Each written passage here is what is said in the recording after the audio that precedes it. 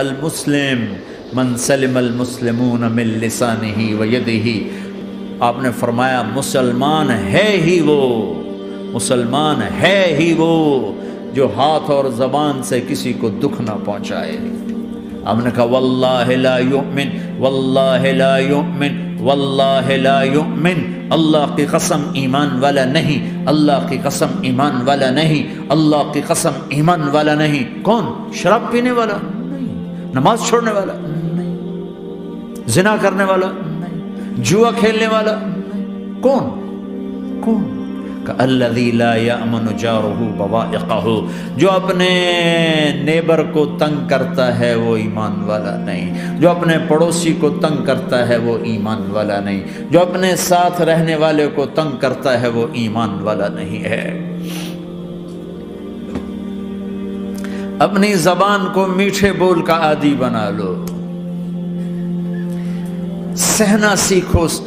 ہیرا کیا ہے؟ کاربن ہے، ہیرا کاربن ہے۔ ہیرا کیسے بن گیا؟ ڈائمنڈ کیسے بن گیا؟ پریشر کو سہتے سہتے سہتے سہتے اللہ نے اسے ہیرا بنا دیا۔ اگر تم ہیرا بننا چاہتے ہو، محبوب بننا چاہتے ہو، تو غصہ پینا سیکھو، زبان پہ قابو پانا سیکھو۔ اپنی زبان کے اوپر اللہ نے 2 دروازے لگائے، بند کرنا، 32 تالے ہیں، ان کو بند کرنا سیکھو اللہ کے واسطے۔ اگر زندگیوں میں خوشی لانا چاہتے ہو تو برداشت کرنا سیکھو، اگر زندگی کو برباد کرنا ہے تو زبان کھول دو۔ جس کی زبان کھل گئی اس کا دین گیا، جس کی زبان ہاتھ میں آ گئی اس کا سارا دین ہاتھ میں آ گیا۔ حضرت لقمان کا فرمان ہے، بیٹا میں چپ رہنے پہ کبھی اب پچھتایا، میں چپ رہنے پہ کبھی نہیں پچھتایا، مجھے چپ رہنے کا کبھی افسوس نہیں ہوا، مجھے جب بھی افسوس ہوا اپنے بولنے پر ہی ہوا ہے کہ یہ میں نے کیا کہہ دیا۔ ہائے ہائے، اگر تم خامند ہو تو بیوی کے لیے رحمت بن جاؤ، بیوی ہو تو خامند کے لیے رحمت بن جاؤ، ایک دوسرے کو عزت دو۔ ہاتھ اٹھانا، گالیاں دینا، یہ کہاں کی انسانیت ہے؟ پھر ہمارا معاشرہ جوائنٹ فیملی سسٹم ہے، ساس ہو کر سسر ہو کر بچے اور بچی کی زندگی میں اتنا داخل ہو جانا کہ ان کی زندگی کو برباد کر دینا۔ یہ میرے پورے معاشرے کا ایک سلگتا ہوا، ایک جلتا ہوا، ایک دکھ دیتا ہوا، یہ ایک اتنا بڑا روگ ہے کہ میں کتنے ہی آنسو بہاؤں تو میں اس غم کا حق نہیں ادا کر سکتا جو ہر گھر میں لڑائی ہے۔ ساس اور سسر کا بے جا دخل بچے بچی کی زندگی میں، اس نے گھروں کو آگ لگا دی ہے۔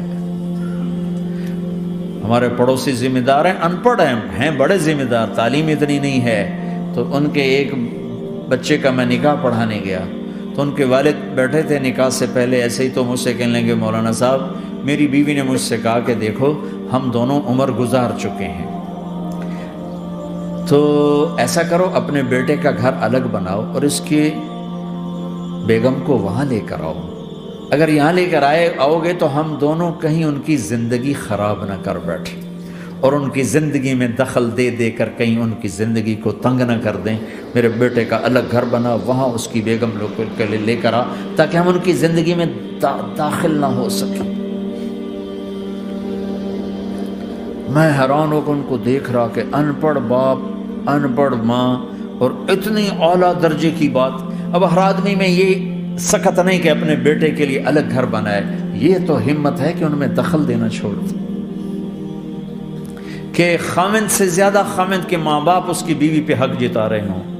یہ میرے نبی کی معاشرت نہیں ہے، میں دکھ سے کہہ رہا ہوں۔ آپ محسوس نہ فرمائیں، کوئی عورت ساس ہے تو محسوس نہ کرے، کوئی سسر بیٹھے محسوس نہ کریں، میں درد بھری فریاد کہہ رہا ہوں۔ یہ میرے معاشرے کا سلگتا ہوا ایک مسئلہ ہے، ایک گہرا داغ ہے جس نے زندگیوں کو تباہ و برباد کر کے رکھ دیا ہے۔ کہیں اس کو الٹ بھی ہوتا ہے کہ آنے والی لڑکی ایسی بدتمیزی کرتی ہے کہ اس کے خامد کے ماں باپ کو بے عزت کر کے رکھ دیتی ہے، رشتہ داروں سے توڑ کے رکھ دیتی ہے۔ یہ کیسز بھی ہیں لیکن یہ تھوڑے ہیں، یہ دوسرے والے زیادہ ہیں۔ میں اپنے نبی کی معاشرت بتانا چاہتا ہوں کہ میرے نبی کی زندگی میں محبت کے سوا کچھ نہ تھا۔